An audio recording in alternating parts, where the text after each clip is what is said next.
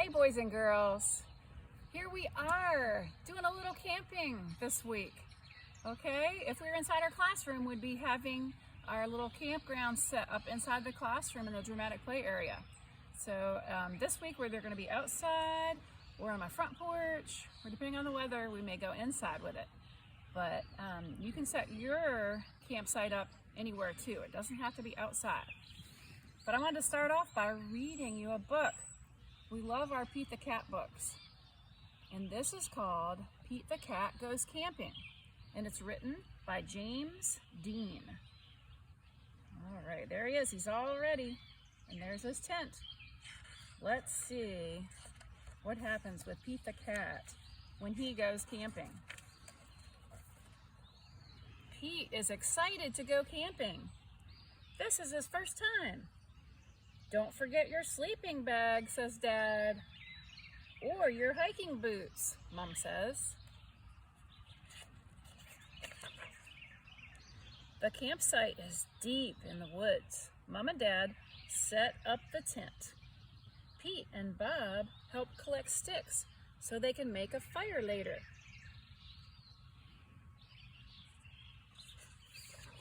Pete and Bob go for a hike. Bob shows Pete the footprints of different animals. Do you think we'll see anything cool? Asks Pete. Maybe, says Bob. Pete and his dad go fishing. They must be very quiet and very still to catch a fish. Fishing takes a long time. They finally catch some fish. Mom builds a fire. She cooks the fish for dinner. It tastes yummy. Next, Pete roasts marshmallows. Pete makes s'mores with chocolate and graham crackers. It starts to get dark out.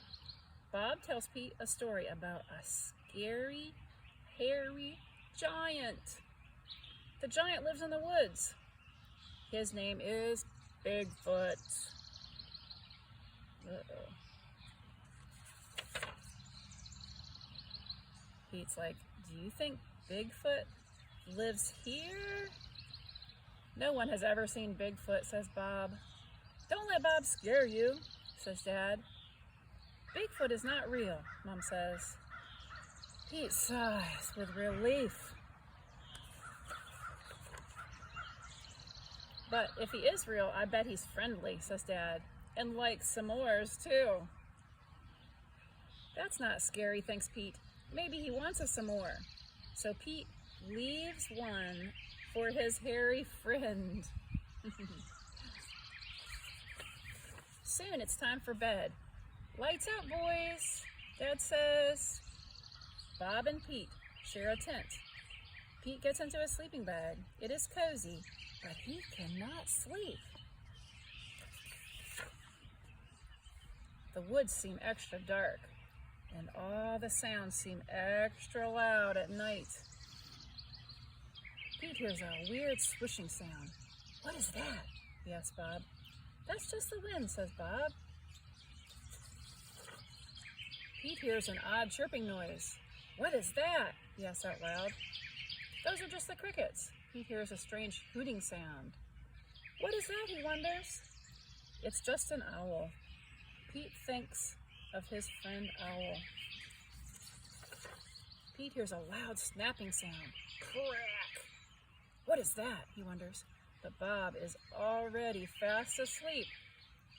Pete listens carefully. Crack! Is it Bigfoot? Pete peeks outside. It is too dark to see anything. When Pete wakes up, he checks the spot where he left the s'more for Bigfoot. The s'more is gone. And there's a note on the table. It says, thanks for the treat. XOXO. And look at the foot. It's a big one. Pete shows his family. Wow, I knew Bigfoot was real, says Bob. Pete knows Bigfoot is not scary.